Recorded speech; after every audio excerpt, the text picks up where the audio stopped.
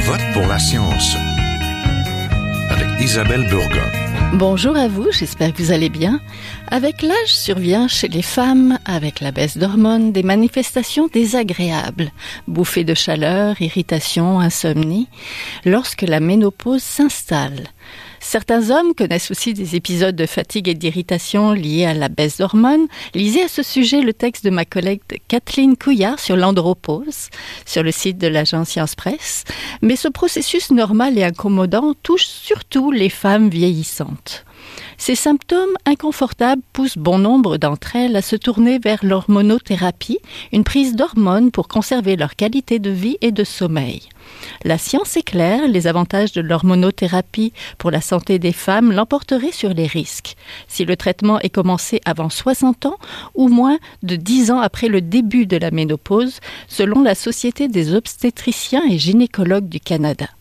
Cet automne, l'Institut national d'excellence en santé et en services sociaux a fait paraître un guide à destination des professionnels de la santé pour mieux cerner les risques et les avantages de ce traitement de confort chez leurs patientes.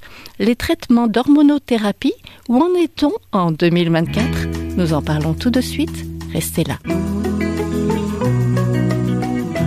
À Je vote pour la science, nous intéressons à la santé des femmes qui prennent de l'âge et subissent de nombreux inconforts lors de l'arrivée de la ménopause. Quels sont les bénéfices et les risques de l'hormonothérapie ? Nous voulons faire le point avec le docteur Radomir Jacewicz. Bonjour. Bonjour. Vous êtes obstétricien et gynécologue au CIUS de l'Est de l'île de Montréal et vous êtes aussi spécialisé en ménopause et chargé d'enseignement clinique à l'Université de Montréal, c'est bien ça? Oui, exactement. Donc, bienvenue. Merci de l'invitation. On est aussi en compagnie de Geneviève Duplain-Cyr, pharmacienne et professionnelle scientifique à l'Institut national d'excellence en santé et services sociaux, l'INSSS. Bonjour. Bonjour. Est-ce qu'on dit INS 3S peut-être? Vous pouvez dire juste Inès. Inès, entendu. Donc, bonjour à tous les deux. L'hormonothérapie est un traitement de confort pour lutter contre certains symptômes désagréables survenant à la ménopause aux environs de 50 ans environ. Moins tabou qu'avant, la prise d'hormones de remplacement fait parfois et encore beaucoup jaser depuis surtout quelques années en raison ou grâce à un documentaire et à des émissions sur le sujet. C'est l'occasion de parler de la qualité de vie des femmes qui prennent de l'âge. Je vais commencer avec vous, peut-être, Madame Duplain-Cyr. Que signifie d'être en ménopause pour une femme? C'est-à-dire, en fait, la terminologie, c'est vraiment important ce que vous dites là. Si vous me dites être en ménopause, ce que ça veut dire, c'est de ne pas avoir eu ces règles depuis 1 an, en fait. Donc là, on peut dire, à partir de ce moment-là, qu'on est en ménopause ou qu'on est ménopausé. On peut appeler la période qui suit aussi cette année-là, sans menstruation, de post-ménopause. Et par contre, souvent, quand on va dire en ménopause, c'est qu'on réfère aussi à la périménopause. Donc ça, c'est toute la période qui entoure finalement la ménopause. Et puis ça commence dès les premières manifestations cliniques là, de la ménopause. Donc les premiers symptômes qu'on peut voir ou les irrégularités dans les cycles menstruels. Et puis ça peut s'étaler quand même sur plusieurs années avant de finalement pouvoir dire qu'on est en ménopause. Oui. Rappelez-nous un petit peu les symptômes. Est-ce que ça survient toujours vers 50 ans? Non, c'est-à-dire, en fait, les symptômes, puis là, Dr. Jacewicz pourra renchérir peut-être sur le sujet, mais les manifestations peuvent commencer quand même assez tôt. Donc, la cinquantaine, le début de la cinquantaine, c'est l'âge moyen, là, vers 51, 52 ans, c'est l'âge moyen de la ménopause, en fait, chez les femmes occidentales surtout. Mais les symptômes peuvent commencer en moyenne, là, 4 à 6. Bon, ça peut même être plus longtemps avant, mais c'est quelques années avant parfois. Il y a certaines femmes qui n'auront pas de symptômes, hein, ça c'est certain, mais la plupart d'entre elles vont avoir au moins une manifestation clinique. Puis les symptômes les plus communs, c'est sûr qu'il y a les traditionnelles bouffées de chaleur, sueur nocturne, même sueur pendant la journée aussi. Les troubles du sommeil qui peuvent des fois être associés justement à ces chaleurs-là, mais qui sont parfois sans chaleur aussi, juste des altérations du sommeil. Il y a aussi des symptômes au niveau de la fonction sexuelle. Et puis des manifestations aussi au niveau des organes génitaux urinaires.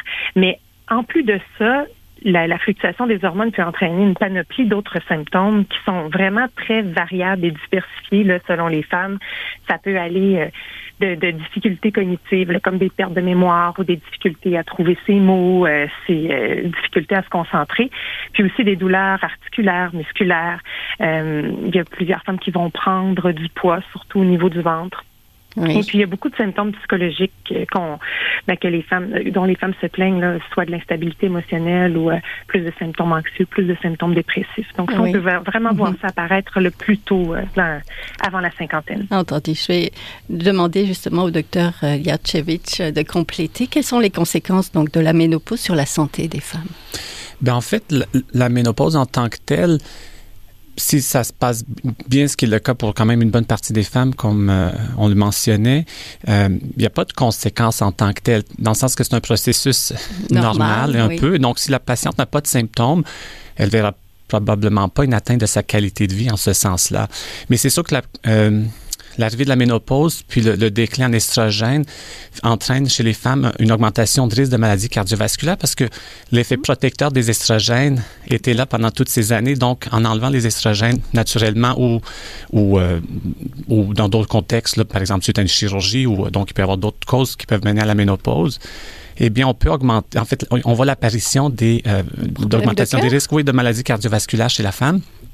Et aussi, on commence à avoir un déclin graduel de la densité osseuse qui s'échelonne sur plusieurs années, voire des décennies, en fait.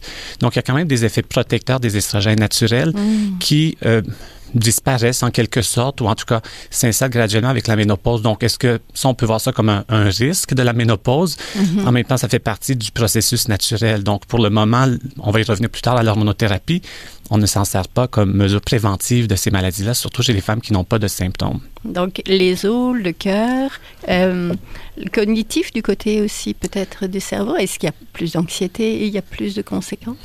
Donc, oui, il y a des changements, comme on le mentionnait aussi, au niveau de l'anxiété, des troubles de l'humeur, par exemple, ou de la performance cognitive. Donc, les patients vont souvent mentionner avoir un peu des flous de mémoire, des trous de mémoire, surtout des fois la mémoire à court terme, qui peut davantage toucher. Mais c'est souvent un processus qui est autorésolutif, mais il peut durer un certain temps en péri ou ménopause, donc dans cette transition-là. Mais ça n'augmente pas les risques de démence en soi en tant que tel. Donc, les patientes sont souvent inquiètes. Est-ce que je vais avoir une démence plus tard à cause de ces symptômes actuellement? Non, la plupart vont être autorésolutifs. Mais oui, c'est une période... de ça, non, en fait. Exactement. Puis c'est sûr qu'il y a beaucoup... des troubles de l'humeur peuvent... c'est une période, donc, critique en ce sens. Il y a une certaine fragilité. Oui, dû aux fluctuations hormonales. D'autres phénomènes aussi de la vie. La cinquantaine, les enfants qui grandissent, peut-être des couples qui se séparent, des changements au niveau de la carrière. Donc, il y a d'autres facteurs stressants qui peuvent jouer quand même sur l'humeur, entre autres. Et on sait aussi chez les patients qui ont déjà eu des troubles, par exemple anxieux ou dépressifs dans leur vie, sont un peu plus à risque de redévelopper à nouveau ces symptômes lors de la transition ou donc à la ménopause. Oui. Donc, de quoi parle-t-on quand on parle d'hormonothérapie, Madame Duplain-Cyr? C'est-à-dire, en fait, on parle des hormones qui sont commercialisées là, pour et indiquées là, par Santé Canada pour soulager les manifestations cliniques de la ménopause. En ce sens, c'est les estrogènes, donc soit les estrogènes qu'on dit bioidentiques, là, c'est le 17-bêta-estradiol, ou encore les estrogènes classiques, qui sont les estrogènes conjugués. Et puis, à ça, on ajoute des progestagènes, particulièrement si les femmes ont toujours leur utérus. Encore une fois, il y a des progestagènes bioidentiques sous forme de progestérone micronisée, puis il y a aussi des progestines synthétiques, l'acétate de ménorhexprogestérone notamment. Oui, qui sont données de différentes manières, c'est ça? Pardon? Qui sont données à voie orale? Oui, en fait, la seule chose qui peut être donnée transdermique, c'est les estrogènes dits bioidentiques. Autrement, il n'y a pas vraiment de voie transdermique pour les autres formes d'hormonothérapie. Entendu. Docteur Jachevich, quelle est la différence justement entre l'hormonothérapie bioidentique et la classique, entre guillemets? Mais le terme bioidentique est arrivé dans les dernières années, ou en tout cas définitivement plus d'une décennie. Tout simplement, ce que ça veut dire, puis on résume, c'est pas une hormone qui est meilleure que l'hormone classique, là, si on peut dire, mais en fait, ça fait référence à la molécule. Donc, on parlait du 17-bêta-estradiol. Oui. Donc, la molécule qui est produite en laboratoire, en usine, il est identique à la molécule que les ovaires produisaient avant l'arrêt de production naturelle spontanée. Donc, ça fait référence à la molécule, mais il faut comprendre que ce soit la progestérone micronisée ou le 17-bêta-estradiol, puis il y a d'autres types d'estrogènes là, qui ont d'autres usages, mais pour le moment, pas en hormonothérapie.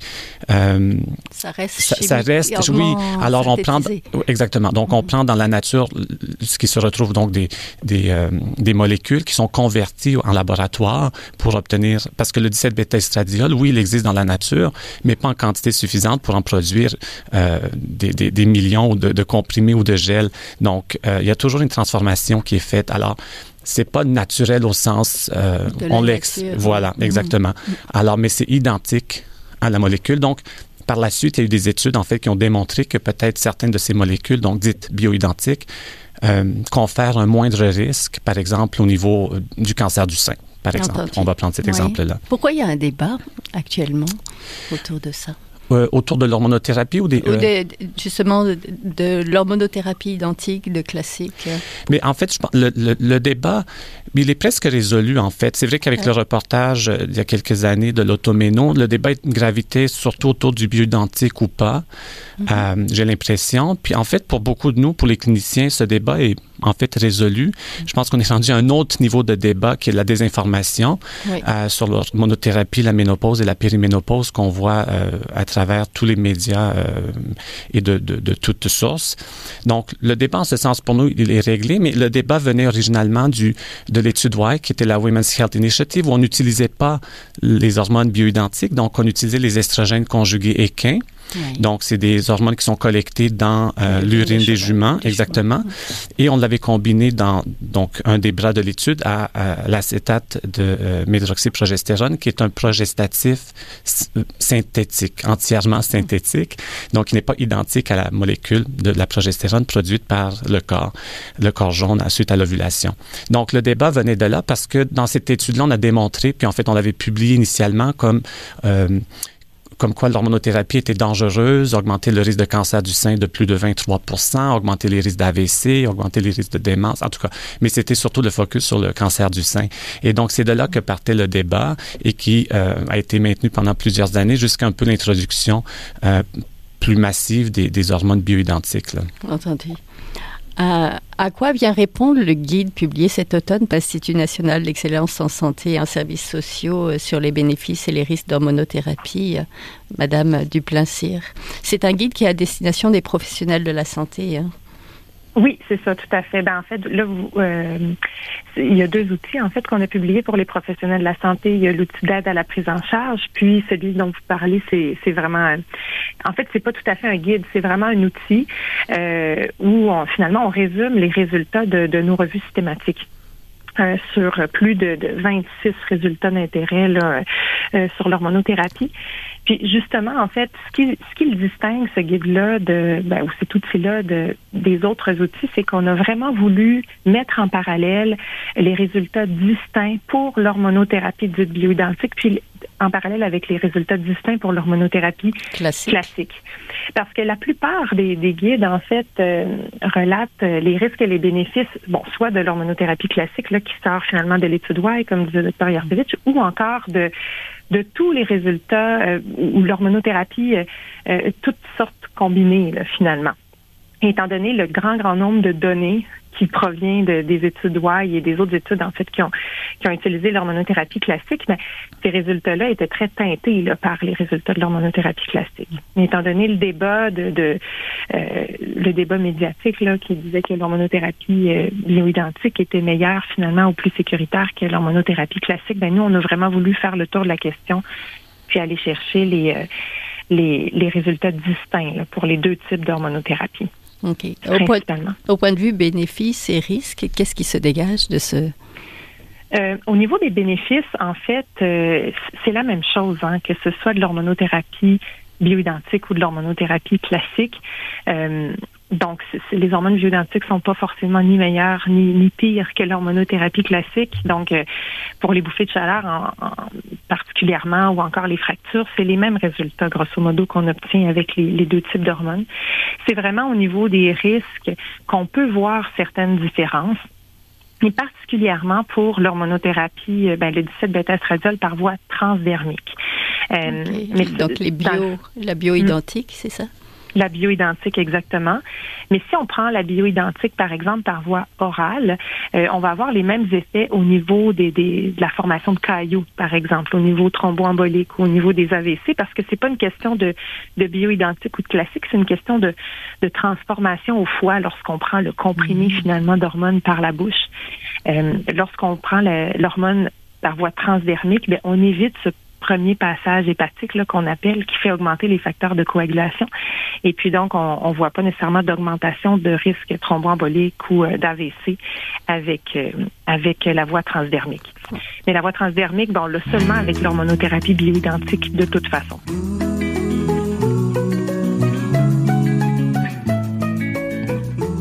Vous êtes toujours à Je vote pour la science, là où la science rencontre la politique, une émission produite par Science Presse. Vous pouvez visiter son site internet au sciencepresse.qc.ca. Docteur Djardjevic, vous avez été membre du comité de travail de l'INS. Parlez-vous un peu de l'utilité de diffuser de l'information donc sur l'hormonothérapie auprès des professionnels de santé et peut-être un peu de la désinformation aussi. Est-ce que les non-professionnels sont mal informés? Mais en fait, comme dans n'importe quoi, il y a beaucoup de travail encore à faire. Je pense que l'étude Why a fait beaucoup de tort sur différents niveaux. Puis là, il y a un rattrapage à faire qui est quand même significatif en termes de formation, d'éducation et d'offres de services. Ceci étant dit, il y a des activités continuellement, plusieurs fois par année, par différentes sociétés, des directives qui sont facilement accessibles. Donc, l'information est là. Et puis, c'est sûr que les cliniques spécialisées de ménopause ne peuvent pas répondre à la demande. Et pour la grande majorité des femmes, la ménopause, en fait, pour la grande majorité des femmes, elles n'ont pas de facteurs de risque, de particularité qui mènent nécessairement à une avis de 2e ou 3e niveau. Et donc, il faut permettre à ces femmes d'avoir accès aux soins à la première ligne, donc que ce soit via les infirmières, les médecins de famille. Et c'est là, je pense, que l'avantage d'un tel guide existe parce que l'information est quand même... Il ne faut pas lire le document de plus de 100, j'oublie le nombre de pages, là, de 100 quelques qui détaille tout, 180 ou quelque chose comme ça, mais les deux documents qui sont facilement accessibles et interprétables. Et je pense que ça donne des outils de base pour le commun des médecins ou pour au moins amorcer une forme de thérapie et ne pas dire aux patientes, c'est pas un problème, on traite pas, on passe à un autre appel. Donc, je pense que ça diffuse les connaissances, ça simplifie l'information, puis pour permettre un consentement éclairé finalement. Pour le deuxième volet de la question de la désinformation, je pense que ça permet, en effet, en faisant la revue de la littérature, de mettre au clair un peu les débats ou les nuances, d'apporter les nuances. Puis, en fait, je pense que le débat aussi autour de la ménopause vient du fait que le diagnostic n'est pas fait par une prise de sang. Oui. Il y a des zones floues un peu. Ma prochaine question. C'est une continuité de manifestations qui peuvent se manifester donc quelques années avant la fin des dernières règles. Et donc, je pense que ça permet justement à des gens d'en profiter en quelque sorte et dénoncer toutes sortes de théories qui font un petit peu fi de la physiopathologie de base. Et quand on est, je pense, patient ou peu importe, quand on souffre ou qu'on présente des choses qui nous touchent dans notre quotidien, puis qu'on entend des gens raconter ça, c'est sûr qu'on s'identifie à ces problématiques ou à ces énoncés ou à ces symptômes ou à ces plaintes, bref, à ces histoires vécues. Oui. Et donc, je pense que les gens peuvent facilement embarquer dans ça, puis c'est tout à fait comprenant, mais je pense qu'il faut faire confiance à des documents comme ça et s'assurer que l'information qu'on reçoit comme patient est fiable et valide. Oui, mais justement, est-ce qu'il existe quand même des tests pour savoir si une patiente a besoin d'hormones ou pas? Ouais, sur quoi on peut s'appuyer? Justement, vous avez dit prise de sang, non, mais les symptômes, l'âge, l'état de santé, est-ce qu'elle vous raconte? Mais c'est essentiellement clinique, en effet. C'est vraiment la symptomatologie qui va guider, oui, le diagnostic et la prise en charge, mais aussi l'impact que ça a sur la qualité de vie et le quotidien des patientes. Donc, si une patiente a des symptômes de temps en temps et qu'elle fonctionne très bien, peut-être qu'elle ne voudrait même pas prendre l'hormonothérapie, puis c'est correct. Puis les directives le disent, on va viser les symptômes vasomoteurs modérés. En fait, c'est l'indication principale. Hein. Okay. C'est vasomoteurs. Donc, c'est les bouffées de chaleur, les sudations nocturnes, modérées à sévères, qui ont un impact. Il y a d'autres indications qui sont une ménopause prématurée. Aux États-Unis, ils ont aussi pour la prévention de l'ostéoporose, qui n'est pas une indication au Canada. Et donc, non, il n'y a pas de test. Et malheureusement, c'est beaucoup fait et ça coûte cher au système parce que le problème vient du fait, comparativement à d'autres problèmes de santé comme le diabète ou par exemple ou des troubles thyroïdiens de la glande thyroïde, un dosage unique permet de poser souvent un diagnostic. Alors qu'ici, les hormones fluctuent, surtout en périménopause, d'un moment à l'autre d'une journée et surtout dans une période plus longue, comme un mois ou plusieurs mois. Donc, ça donne une image à un moment précis, mais qui n'est pas représentative de ce qui s'en vient ou de l'état où on est nécessairement définitivement. Donc, c'est rare que les hormones soient indiquées, en fait, à doser en périménopause et en postménopause aussi. Il y a des situations où, oui, on va les doser pour peut-être des patientes, par exemple, qui ne répondent pas à l'hormonothérapie, puis donc, et le guide le mentionne, ça d'ailleurs aussi, on en parle du dosage dans le guide. Entendu. Est-ce que, Madame Duplain-Cyr, est-ce que vous pouvez me dire comment a été reçu ce guide-là je sais qu'il vient de sortir à l'automne, mais par les professionnels de santé. Est-ce que vous avez eu un petit peu de feedback, comme on dit? C'est-à-dire, oui, on a eu un petit peu de feedback, quoique ça a été moins mouvementé que ce à quoi on s'attendait. Oui, il y avait quelques craintes. Étonnamment. Oui, c'est ça, mais c'est parfait dans le fond, parce que je pense que les gens prennent le temps là de familiariser avec les informations qui sont quand même assez nombreuses. Là, on a parlé de l'outil sur les risques et les bénéfices. C'est la première fois que l'INES publie un document de ce type-là qui contient quand même énormément d'informations. Je pense qu'on peut pas se prononcer très rapidement là-dessus avant d'avoir fait le tour finalement. Toutefois, on a quand même eu certains commentaires là à la suite de conférences et tout ça. Puis les gens reçoivent vraiment bien ces outils-là. Dr. Hersovitch, je te dis tout à l'heure que ça répond à un besoin des professionnels de première ligne et c'est ce qu'on a vu là dans la réalité. Les gens sont heureux d'avoir ce condensé-là d'informations qui les aide finalement à prendre en charge ou à suivre les femmes qui veulent peut-être prendre des hormones ou en fait qui en prennent ou même seulement les femmes qui ont des questions ou des interrogations. Là. Oui, parce que ça répond à des inquiétudes des femmes finalement sur ce que c'est pas, les risques. Il y a eu une étude concernant les cas de ménopause sévère qui montrait les bénéfices avérés de prendre des hormones de remplacement. Le docteur Lega et ses co-auteurs qui ont examiné des études plus récentes et estimé justement que les risques de cancer du sein ou d'AVC sont beaucoup plus faibles pour les femmes dans la quarantaine et cinquantaine, surtout si elles utilisent une hormonothérapie pendant 5 ans ou moins. Donc, j'aimerais peut-être, Dr. Jasewicz, vous nous rappeliez, c'est quoi les inquiétudes des femmes et peut-être les principales contre-indications, parce qu'il doit quand même y en avoir. Oui. Mais en fait, je pense que c'est le bon patient au bon moment, avec la bonne thérapie. On répète toujours la même chose, mais puis c'est ce que l'étude Voy a plus tard démontré, c'est-à-dire que si on commence l'hormonothérapie trop tard, donc au-delà de 10 ans de la ménopause ou plus de 60 ans d'âge, on peut augmenter davantage certains risques, dont par exemple les risques d'AVC. Donc définitivement, quelqu'un qui a 70 ans et qui commence l'hormonothérapie, c'est pas génial. Versus quelqu'un qui est donc dans les 10 ans suivant la fin des règles ou en bas de 60 ans. C'est un peu les directives générales. Donc, l'âge d'amorce est fort important et c'est ce qu'on appelle la fenêtre un peu thérapeutique. La durée peut-être aussi. Alors, combien de temps on prend ça? Il y a plus de durée. Le 5 ans venait du fait que dans l'étude Voy, on voyait une augmentation de risque de cancer du sein après 5 ans d'utilisation. Ça a été aboli. Il y a encore des gens qui le partagent parce que je vois des patientes. Mais pas aussi, mais dans les cliniciens, je dis à mon pharmacien ou mon médecin m'a dit, mais donc c'est plus valide. Donc, alors, c'est d'évaluer les symptômes, des fois d'essayer des sevrages ou des diminutions ou d'arrêt, l'hormonothérapie, voir, mais je pense qu'une patiente peut prendre les hormones quelque temps, surtout en sachant que la plupart d'elles vont avoir des symptômes qui vont durer de 5 à 8 ans. Donc, c'est pas quelque chose qui disparaît du jour au lendemain.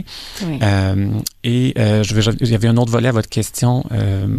En fait, c'était les principales contre-indications. Oui, absolument. Donc, en fait, il y en a pas beaucoup pour la grande majorité des femmes, mais on peut nommer essentiellement là, le antécédent ou cancer du sein actif, par exemple, antécédent ou histoire de thrombose veineuse ou ou embolie pulmonaire, donc des événements de coagulopathie. Donc, je vous dirais, ou d'AVC, par exemple. Alors, des problèmes hépatiques. Donc, il y a une liste qui n'est pas si exhaustive que ça et qui, oui, va s'appliquer pour certaines patientes. Puis ça, c'est surtout pour les estrogènes parce que des adaptatif où la progestérone a très peu de contre-indications, à part intolérance aux produits ou peut-être l'histoire de cancer, mais pourquoi on donne les progestérones quand on donne les oestrogènes? En fait, c'est essentiellement pour protéger l'endomètre, qui est la couche interne de l'utérus. Donc, donner des estrogènes seuls chez une patiente qui a encore un utérus, à la longue, on va probablement développer un pré-cancer ou un cancer de l'endomètre. Alors, il faut contrebalancer cet effet-là par un progestogène, comme la progestérone micronisée, par exemple. Et donc, les patients qui n'ont pas d'utérus n'ont pas d'indication de prendre ce deuxième médicament-là, exactement. Entendu. Madame Duplain-Cyr, est-ce que vous allez... comment vous le véhiculez, ce guide? En fait, ces deux documents-là. Comment rejoindre les professionnels pour qu'ils l'adoptent finalement? En fait, premièrement, il y a un webinaire sur le site de l'INES qui est accessible à tous et qui est gratuit. Mais pour les professionnels de la santé, tout particulièrement, ce webinaire-là a été développé en collaboration aussi avec les deux fédérations de médecins, la Fédération des médecins omnipraticiens du Québec puis celle des médecins spécialistes. Et il est aussi accessible gratuitement sur leur plateforme de formation continue respective. Entendu. Donc, premièrement, il y a ce webinaire-là. Évidemment, on a quelques porte-paroles parmi les professionnels de la santé aussi qui vont présenter ou du moins parler un peu de nos outils dans différents congrès, différentes conférences aussi. Entendu. Docteur Iachevich, juste rapidement pour terminer, l'hormonothérapie, on commence ça quand? Est-ce qu'on peut le commencer avant ou trop tard? Puis très rapidement parce qu'on termine l'émission. Donc, comme je disais tantôt, idéalement dans les 10 ans suivant la fin des menstruations ou en bas de 60 ans, on peut aussi en utiliser en périménopause, donc quelques années avant la fin des règles, mais c'est une période on fait ça pourquoi? Parce que les patientes ont des symptômes qu'on dit qui peuvent commencer plus tôt. Alors, mais c'est une période qui est un peu des fois plus difficile à gérer, puis donc c'est à bien évaluer. Donc, finalement, en tout cas, l'étendue d'utilisation est quand même assez large, mais on n'en donne pas à tout le monde. Il n'y a pas de visée magique avec l'hormonothérapie. C'est vraiment chez des femmes qui sont très symptomatiques, qui ça impacte sur leur vie. Et essentiellement, je vous dirais, c'est ça, autour de la vraiment cinquantaine, puisque l'âge de la ménopause, exactement. Mais ça peut être plus ou moins quelques années, bien sûr. OK, entendu. Merci beaucoup. On était en compagnie du docteur Radomir Iachevich, qui est obstétricien et gynécologue au CIUS de l'Est de l'île de Montréal, et de Geneviève Duplain-Cyr, pharmacienne et professionnelle scientifique à l'Institut national d'excellence en santé et services sociaux. Merci à tous les deux. Merci à vous. Beaucoup. Merci. C'est tout pour aujourd'hui. Je vote pour la science est une production de Science Presse avec Radio VM, à la régie Daniel Fortin, à la recherche Fanny Robertcher, à la réalisation et au micro Isabelle Burguin. Écoutez-nous, réécoutez-nous, n'hésitez pas à partager l'émission autour de vous. Nous avons une page sur Science Presse, vous pouvez la consulter et n'hésitez pas non plus à nous écrire et à nous suggérer des sujets. En attendant, je vous souhaite de passer une très belle semaine à notre antenne. Jin Jiahua est un chercheur typique de ceux pour qui les progrès de la bioinformatique ont préséance sur le sens.